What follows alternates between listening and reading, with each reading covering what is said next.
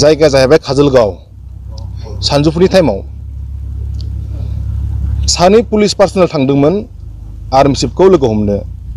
M बाथाखौ लोगो हमनो M बाथाया न'आव दंमोन बिनि उनाव बियो काजलगावआव फैदोंमोन ओरैनो बेरायनो होननानै बे समावहाय स्पेशल ब्रान्चनि सासे अफिसार दंमोन लाटुक दास आरो मनेश्वर बे असि क'क्राझार बिसोर सानै मानसिया तारमाने बिनि आर्मसिप एम बाथाखौ नोंखौ लोगो हमनांगौ नों बहा दं होननानै कन्टेक्ट खालामनानै थांदों बिसोरो सानैबो सिभिल ड्रेसआव थांदों 25 तारिख जुलाइ सानजौफुनि टाइम ज' लोगो हमलायनानै रायलायनानै साहा लोंलायनानै सावमिन जालायनानै बिसोरो बुंबाय कि एसपि लेंहरदों माबा मोनसे खोथा रायलायनांगौ दं होननानै अब्ला बिसोरो साहा लोंखांनानै ज' नोंखौ एसपि लेंहरदों होननानै क'क्राझाराव होननानै लानानै फैदों जेब्ला ज' फैयो आदा माबा जोंनि आर्मि चिफआ एम बाथाया गावनि पार्सनेल गारियाव दंमोन आरो लाटुक दास स्पेशल ब्रान्चनि अफिसार आरो मानेश्वर बे असि क'क्राझार बिसोरो आलदा गारियाव आरोखि सिभिल ड्रेसआव इउनिफर्म गैया आरोखि बिसोर जेब्ला लानानै फैयो गेजेर ससेयावहाय फैयै फैनानै बिसोरो एसपि अफिसाथ' क'क्राझार टाउनावसो नालाय ओमफ्राय बिसोर मा खालामखो ओरै फैनाया फैदों फैयै फैनानै जेब्ला थिथागुरि मोनो थ' फ्लाइअभार थांसै होननानै लाना थांदों आरोखि माबाखौ जोंनि आर्मि चिफ एम बाथाखौ जेब्ला फ्लाइअभार मोनो अब्ला बुंबाय थ' सराइखेलायाव गेस्ट हाउसआव थांसै होननानै अब्ला मा खालामखो सराइखेलायावहाय 7 बेटेलियन दङ आसाम पुलिसनि APPN दङ 7 बिनि गेस्ट हाउसआवहाय तारमाने लाना थांबाय कि एसपिआ नोंखौ सावरायनो होनना लिंहरदों होननानै खबर मोननाय लोगो लोगो जोंनि सेंग्राफोर माखासे थांफादों बिथाङाबो दंमोन आरो बेजों लोगोसे जोंनि माखासे काउन्सिल मेम्बार्सफोर दंमोन बिसोरबो थांफादों ओमफ्राय बिनि उनावहाय जाहैबाय लाटुक दासबो दंफायो बेजों आरो असिबो दं मानेश्वरा बिनि उनावहाय बे 5टा 6टा 7टा अराउन्ड 5 PM आवहाय माबा मा होनोमोनलायो माबा फैदों एसपिआ जोंना बे क'क्राझारनि एसपि बे मा होनोमोनलायो पुष्पराज सिं सारा तारमाने बेखौ लोगो हमफैदों आरोखि बेखौ लोगो हमनायाव जेबो खोथा रायलायाखै मोनसेल' खोथा बुंदों न'आव मारै दङ मारै गैया मोजाङै दंजोबो होननानै बुंनायाव एसे खोथा रायलायनायनि उनावनो मोनसेल' खोथा बुंना फैदों बियो आंनिफ्राय देरसिन अफिसार फैगासिनो दङ नोंखौ लोगो हमनो नों थाथ' आं थांसै होननानै ओमफ्राय थायै थाबाय दाना बे गेस्ट हाउसनिफ्राय जेब्ला 9:30 10:30नि गेजेराव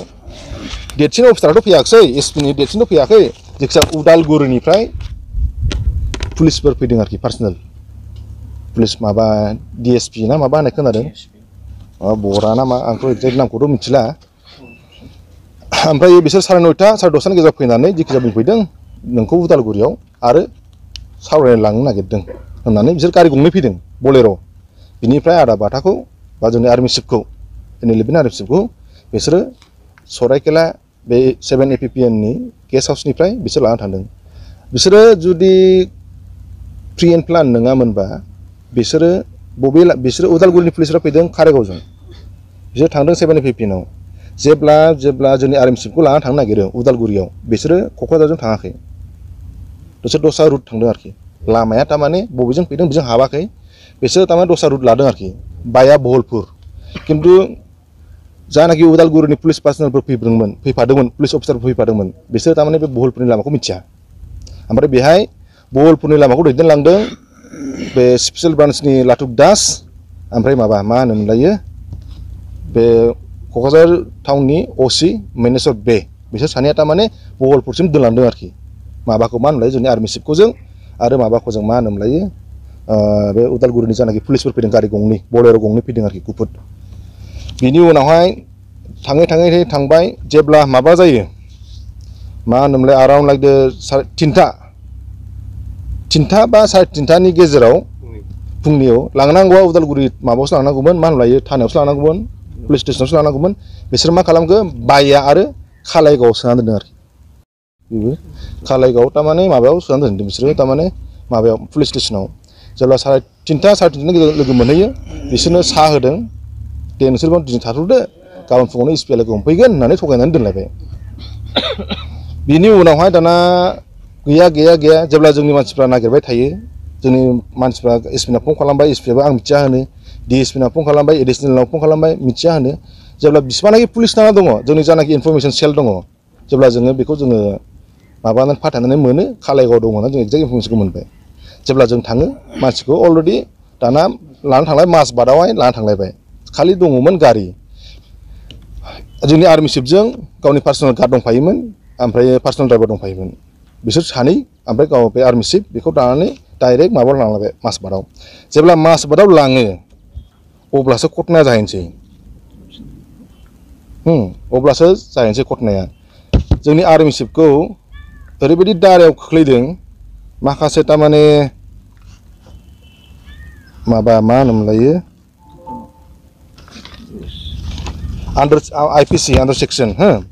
120B 121 121A 122 387 506 आरो एडेड सेक्सन दंबावो आर्म्स एक्ट आरो बेखौ खोख्लैनानैहाय जोंनि आर्मि चिफखौ साइन होदों कि नोंना एभिडेन्स दङ कि नोङो थांनाय बे ब्लाना माथाय एक्जेक्ट आंबो मिथिया दै जिखिजाया गेजेराव नुलाबायदोंमोन ब्लाना माबा बड'लेण्ड लिबारेसन आर्मि ना माबा होननाय बे संगठनजों लोब्बा दङ बे दानायाव होननानैहाय बेखौ तारमाने बे नोंखौ बेयाव माबानाय जादों होननानै बुङो आरोखि मानो होनबा नोंना एभिडेन्स दं होननानै दावहारु मानसिया टंलानि ना टंलानि बे मानसिखौ अलरेडि बिसोरो ब्लानि माबायावहाय हमखादों बे मानसिखौ जेब्ला हमो अब्ला बेखौ तारमाने सुथ्रुआ जोंनिया दस्रा हारि नङा दै जोंनि बर'आनो हिन्स होबाय आङो बे मानसिखौ दावहारु जानाखि सिखाव बेखौ तारमाने रिमाइन्डआव लाबोफिननानै जानाखि बुंहोदों खोथाफोरखौ जेब्ला जोंनि आर्मि चिफआ लोगो मोनो खिन्थु दावहारु होनायखौ मानसिखौ सिनाया रायलायफेरनोबो मोनाखै बे मानसिया तारमाने जोंनि आर्मि चिफखौ बुंदों बे इनभल्भमेन्ट दङ आरो बेनो माबा खालामनो होदों इनसिस्ट खालामदों कि ब्लाखौ दानांगौ होननानै उइदाउट एभिडेन्स बिनि होनाय लोगो लोगो जोंनि आर्मि चिफजों एसे गुद्दा गुद्दि जालायलायदों आरोखि पुलिस स्टेसनावनो आं सिनायावसो नों आंखौ बोरै होनखो होननानै बिनि लोगो लोगोनो कर्टआव लाना थांबाय कर्टनिफ्राय लोगो लोगो जेराव लाना फैबाय जेराव लाबोनाय जाहैबाय माबायाव मा होनलायो 26 तारिख मोनायाव 5टा अराउन्ड उदालगुरि डिस्ट्रिक्ट जेराव लाना फैदोंमोन दाना बिनि अखानायै बिनि मोनायाव जेब्ला बे दावहारु सिखावा मानसियाथ' आरो उग्रपन्थी नंगौना नङा मिथिया दावहारुखौथ' जोंथ' सिखावसो होनना मिथियो नालाय ओमफ्राय बियो जेब्ला जोंनि आर्मि चिफ उन्दुनाय खाथियाव फैनानै बे निमाहा बिफिदों आरोखि कि देख सार आं बुंनांगौ नङामोन नाथाय उफाय गैयैयाव आं नोंनि नामखौ लानांदों दस्रानि थिननायाव नङाबा आंनि लाइफआनो माबा खालामनो नागिरो होननानै बिदि होननायाव थारमाने बे बुंनांदों होननानै बे दावहारु जानाखि दा उदालगुरि डिस्ट्रिक्ट जेलाव दङ बे मानसिया रोखा होगोन आरोखि बे मानसिखौ सोर सोर फान्दायदों सोर बुंहोआ बे नामखौ दा बुंथ'ला फैगौ समाव बुंगोन मानो होनबा गासैखौबो डिसकस खालामजोबजाया मानो होनबा माखासे खोथाफोर थायो आरो माखासे इनभेस्टिगेसन खोथा थायो बेखायनो जोङो माखासे खोथाखौ जों डिसकस खालामा आरोखि जिखि जाया दावहारु सिखावा फान्दायदों आरोखि दावहारु सिखाव हारसिं फान्दायाखै थर्ड पार्सन इनभल्भमेन्ट जादों आरोखि बे जाहैबाय ओमफ्राय जों एसपिनाव सोंदों मानि थाखाय बिदि खालामबाय थादों होननाया पलिटिकेल प्रेसार होनदों जानाखि दा एनआइए दङ दा एनडिबिनि जानाखि दा बिथांमोना बा बिदामोना बा फंबायमोना दा साननांगौ लागाय बे बिसोरखि बासायगोन दा बे जोंनिखौबो जुदि हमदोंबा बेखौनो जुदि दासिमाव जुदि लांदोंबा बिसोरखौथ' लांगोन बेखौ नुहुरदों आरोखि आङो दा जुदि बेखौ जुदि एनआइएआवहाय जुदि लांबायबा बेनो बे केसखौ नोंसोर मिथिखायो बे केसआवहाय जोंनि एमबाथाय इनभल्भमेन्ट गैया खामान होदों जानो हागौ जुदि खामानावनो जुदि होनायावनो जुदि बेखौ जुदि सोदोंबा मोनसे संगठनावहाय खामान होग्रा सुप्रिम खामान होग्रा थायो प्रेसिडेन्ट बेनि आन्दाराव थायो जिएस बा प्रेसिडेन्ट गैयाबा भाइस बा जिएस गैयाबा एसिस्टेन्ट थायो बिनि उनाव खामान्डार थायो बिनि उनाव खामान थाङो नङा होनबा बिनि उनावसो आर्मि लेभेला मा खालामो एक्जिकिउट खालामो जानाखि अपारेसनानो जाया मानो माबायानो जाया मानो दा जुदि खामान होग्राखौ जुदि हमबायबा बा साजा होयोबा साननानै ला आरो बिनि गोजावबोथ' अथरिटि दंमोन दा बिसोरबोथ' थांजोबगोन बिदिबा जानाखि एक्जिकिउट खालामग्रा बिसोरबोथ' थांगोन बिदिबा सोरबाया माबाबाय जेनेबा जोबनानै थांबाय दुखुनांथाव बाथ्रा बेफोरो थैनानै थांबाय खिन्थु गासैखौबो तारमाने ल'आ आखायाव लाजोबगोन आरोखि बिसोरखौ दा बिसोर सानदोंमोन खोमा जानाखि जोंनि आर्मि चिफखौ आङो जा बुजिनायाव आंनि साननायाव आरोखि ना ओरैनो पलिटिकेल प्रेसार होनानै मास मोनसे मोननैसो जेलाव दोननानै बख'फिननो जाहाथे मानसिया एसे सोलायथों एसे अख्रा सानदोंमोन खोमा खिन्थु बेबायदि फान्दायनाया दा एसे गाज्रि लामायाव आगान सुरनाय बायदि मोनदों आरोखि बे पार्सनेलसो बियो बे पार्सनेल बुंनाय माने बे नुहोखानायखा जुदि सासे जुदि बिदि गोनांखौ जुदि सोबायबा बाखियालाय माथो दंबावो बेल'थ' नङामोन इनभल्भमेन्टआव 2015नियाव 14-15नि जानाखि जाथाय जानानै थांनाय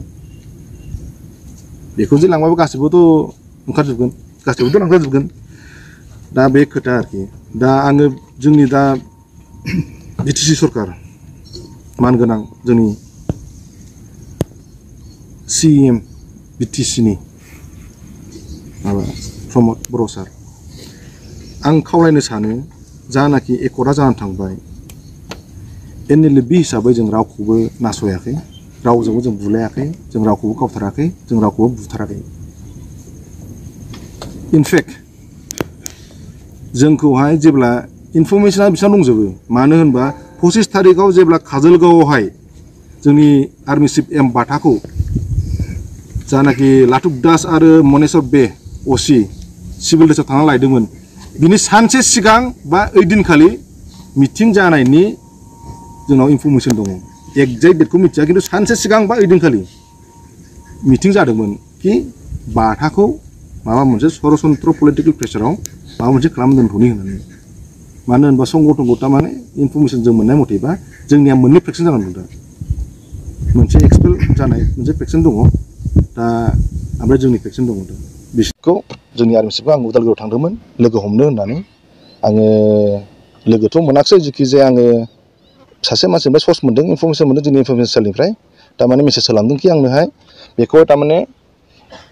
आर्मि चिफ M बाथाखौहाय NLFBनि जानाखि दारा दङ होनाय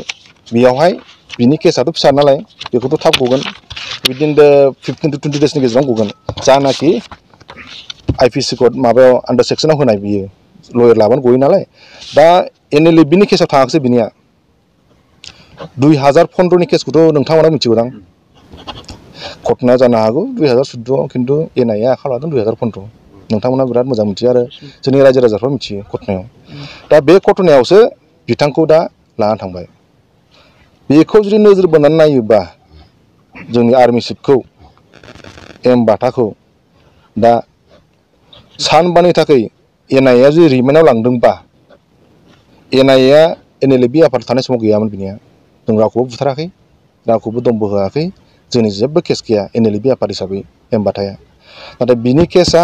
NDFBआव थानायाव जादों दा बेखौ जुदि बेयाव लांबायबा साननांगौ बाथ्राया बेसो बेखौ थारमाने पलिटिकेलाइज माने खालामनो नागिरबाय दा जुदि जोंनि M बाथाखौ आर्मि चिफखौ NIA जुदि लांबायबा माबायाव लांदों दा मा होनलाय एक्जेक्ट लकेसना माबायाव सानमारियाव बे CBI आरो NIAनि कर्ट दंना सेसन जाजना माबा दङ बे जायगायाव लानानै थांदों दा 5 डेजनि रिमाइन्डआवहाय कर्टआव लानानै लानानै थांसिगोन NIA दा दुखुनांथाव बाथ्राया आं बेखौसो बुंनो थांदों जानाखि सान्थि सुक्ति जादोंमोन बिटिआर एग्रिमेन्ट 2020आव दा बेखौ जुदि रेफारेन्स जुदि जों लानानै जुदि नायोबा दा आरो बेखौ जुदि NIA आव जुदि सोहैफिनदोंबा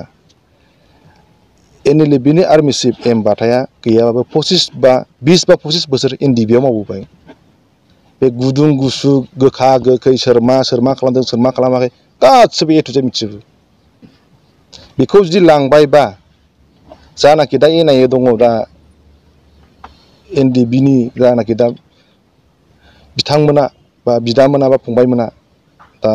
साननांगौ लागा बे बिसोरखि बासायगोन दा बे जोंनिखौबो जुदि हमदोंबा बेखौनो जुदि दासिमाव जुदि लांदोंबा बिसोरखौथ' लांगोन बेखौ नुदों आरोखि आङो दा जुदि बेखौ जुदि NIA आवहाय जुदि लांबायबा बेनो बे केसखौसो मिथिखायो बे केसआवहाय जोंनि M बाथाया इनभल्भमेन्ट गैया खामान होदों जानो हागौ जुदि खामानावनो जुदि होनायाव जुदि बेखौ जुदि सोदोंबा मोनसे संगठनावहाय खामान होग्रा सुप्रिम खामान होग्रा थायो प्रेसिडेन्ट बिनि आन्दाराव थायो GS बा प्रेसिडेन्ट गैयाबा भाइस बा GS गैयाबा एसिस्टेन्ट थायो बिनि उनाव कामान्डार थायो बिनि उनाव कामान थाङो नङा होनबा बिनि उनावसो आर्मि लेभेला मा खालामो एक्जिकिउट खालामो माबा जायामोन दा जुदि खामान होग्राखौ जुदि हमबायबा बा साजा होयोबा साननानै ला आरो बिनि गोजावबोथ' अथरिटि दंमोन दा बिसोरबोथ' थांजोबगोन बिदिबा जानाखि एक्जिकिउट खालामग्रा बिसोरबोथ' थांगोन बिदिबा सोरबाया माबाबाय जेनेबा जोबनानै थांबाय दुखुनांथाव बाथ्रा बेफोरो थैनानै थांबाय खिन्थु गासैखौबो थारमाने ल'आ आखायाव लाजोबगोन आरोखि बिसोरखौ दा बिसोर सानदोंमोन खोमा जानाखि जोंनि आर्मि चिफखौ आङो जा बुजिनायाव आंनि साननायाव आरोखि ना ओरैनो पलिटिकेल प्रेसार होनानै मास मोनसे मोननैसो जेलाव दोननानै बख'फिननो जाहाथे मानसिया एसे सोलायथों एसे अख्रा सानदोंमोन खोमा खिन्थु बेबायदि फान्दायनाया दा एसे गाज्रि लामायाव आगान सुरनाय बायदि मोनदों आरोखि बे पार्सनेलसो बियो बे पार्सनेल बुंनाय माने बे नुहुरखानायखा जुदि सासे जुदि बिदि गोनांखौ जुदि सोबायबा बाखियालाय माथो दंबावो बेल'थ' नङामोन इनभल्भमेन्टआव 2015 14-15नि जानाखि जाथाय जानानै थांनाय बेखौ जे लांबाबो गासिबोथ' ओंखारजोबगोन गासिबोथ' लांखाजोबगोन दा बे खोथा आरोखि दा आङो जोंनि दा बिटिसि सरकार मानगोनां जोंनि CM बिटिसिनि माबा प्रमद बर' सार आं खावलायनो सानो जानाखि एकर्डआ जानानै थांबाय NLFB हिसाबै जों रावखौबो नासयाखै रावजोंबो जों बुलायाखै जों रावखौबो गावथाराखै जों रावखौबो बुथाराखै इनफेक्ट जोंखौहाय जेब्ला इनफरमेशना बिसिनाव दंजोबो मानो होनबा 25 थारिखआव जेब्ला काजलगावआवहाय जोंनि आर्मि चिफ M बाथाखौ जानाखि लाथुक दास आरो मनेस्वर बे OC सिभिल ड्रेसआव थांना लायदोंमोन बिनि सानसे सिगां बा ओइदिनखालि मिटिं जानायनि जोंनाव इनफरमेशन दङ एक्जेक्ट डेटखौ मिथिया खिन्थु सानसे सिगां बा ओइदिनखालि मिटिं जादोंमोन कि बाथाखौ माबा मोनसे सरासनस्रा पलिटिकेल प्रेसाराव माबा मोनसे खालामनो दोनथ'नि होननानै मानो होनबा संगठनखौ थारमाने इनफरमेशन जों मोननाय मथेबा जोंनिया मोननै फेक्सन जागोन दा मोनसे एक्सपेल जानाय मोनसे फेक्सन दङ दा ओमफ्राय जोंनि फेक्सन दङ दा बिसोरनाथ' दा केम्पबो गैया माबो गैया आंथ' मिथिया बहा थायो बहा मायो जिखि जाया थारमाने बिसोरो थारमाने न'आव थायो नालाय बिसोर माखासे जानाखि NLFB संगठननि जानाखि कनस्टिटिउसन दङ बिसोर मिथियो दा आरो जोंनि बेरेखा जानाय लोगो लोगो बिसोरो जोंनि माखासे माखौ जों लुगैयो माखौ जों लुगैया बेखौ थारमाने जोंनि जानाखि मा होनो सुथ्रु थायो बिसोर थारमाने इनफरमेशनखौ होयो आरोखि किबा जाने बेबायदि खेथ्रआव बियो माबादों आरोखि फान्दाय जादों एबा बिटिसिनि CM मिस्टार प्रमद बर' सारखौसो आङो खावलायो कि बे एसे खबर लानांगौमोन कि मा जामारदों जाथाया आं संगठन हिसाबै लानो थिनाखै नाथाय सासे बर' हिसाबै थारमाने लाजानो लुगैदोंमोन आरोखि बा फन खालामजानो बा गावनि फनथ' खालामनाङा जोंथ' उन्दै मानसि गावखौनो बिराद बेस्थ' थायो आरो खामानि मावो नाथाय बियो माबा मा होनोमोनलाय एसेबाबो गावनि मानसिफोरखौ खबर लानो मा जामारदों बेखौ थनहरबा मोजां जागौमोन ओइदिनखालिनो जोंखौ जोंनि मानसिखौ थारमाने माबा जयन्त मल्ला बरुवा नोंथांमोना सिनाय जानो हागौ बे सारा थारमाने मोनानि 2टायाव जोंखौ गावआ दिल्लीनिफ्राय फैदोंमोन खबरखौ मिथिनाय लोगो लोगो कि जोंनि NLFBनि आर्मि चिफआ बिदि जाथाय जाबाय होननाय लोगो लोगो जोंखौ जोंनि जानाखि काउन्सिलिं मेम्बार्सफोरखौ गुवाहाटियाव लेंहरदों मोनानि 2टायाव जुदि फुंनि आरोखि ना बेयाव जुदि जोंखौ आसामनि मा होनोमोनलाय सासे मिनिस्टारा जुदि लेंहरनो हायोमोनबा जोंनावथ' मेरला MCLA दङ EM दङ जाथायखौ खोनाखाबाय मिथिखाबाय मिडियाआवसो सिरि बुंनानै थाबायना जों बेखौ दुखु मोनदों आरोखि सासे आसामनि मिनिस्टारा जुदि मोनायाव जुदि लेंहरनानै जोंनि इसुखौ खोनासंनोबा बे जोंनि थाखाय गोजोनथाव आरोखि बुंहरदों जोङो थारमाने मिथिस्लाबाखैमोन खबरखौ जों मोनदों मोननाय लोगो लोगो जोङो नाजावदों नोंसिनि दुखु खस्थ'खौ जों मिथिगौ जाथ'वा जानाया थाबैनो जाया गासैबो गभर्नमेन्ट पलिसिया थारमाने टाइम लायो होनदों आरोखि दा जोङो जेब्ला 22 जुलाइ 2 बोसोरनि सिगां 2021आव सिखारिडाङा जों जेब्ला ओंखारबोदोंमोन बेहाय दङमोन बिजुस हाजरिका सार ओमफ्राय जयन्त मल्ल सारबो दंमोन बरुवा सारबो दंमोन प्रमद सारबो दंमोन गबिन्द सारबो दंमोन आरो सासे दंबावोमोन मा होनोमोनलायो बेखौनो आंखौ बावबाय आरोखि आं बे समावनो बिसोर लायदों जोंखौ अरुणाचल बर्डारनिफ्राय बे समाव जुदि लायनायाव जुदि जयन्त मल्ल बरुवा सारा जुदि दासिमबो जुदि गोसोआव दङबा कि जोंनि इसुआ मा जानानै दङ जोंनि बे जानाखि दा मानगोनां CM सार आरो डिपुटि सारा थारमाने डिपुटि CMआ बिसोरबो थारमाने एसे थाल लानांगौमोन कि मा जामारदों इनफेक्ट थालथ' लानाया अब्लाबो थारमाने एसे माबा लानो लुगैदोंमोन बे मुहुर्त समाव मानो होनबा M बाथाया NLFBआवल' मावबोआखै MDBआवबो बियो गैया 20 बा 25 बोसोर गावनि समखौ जानाखि जिउ जानांगौमोन बे समखौ बियो अलरेडि हारिनि थाखाय बावसोमबोबाय बे मानसिखौ जुदि पलिटिकेल प्रेसारै जुदि मास मोनथाम मोनब्रैनि थाखाय दोनहैनांगौ होननानै जुदि जेलाव सोनानै दोनहैयोबा अत्यन्त गाज्रि आरोखि बे पुलिसा सान्थि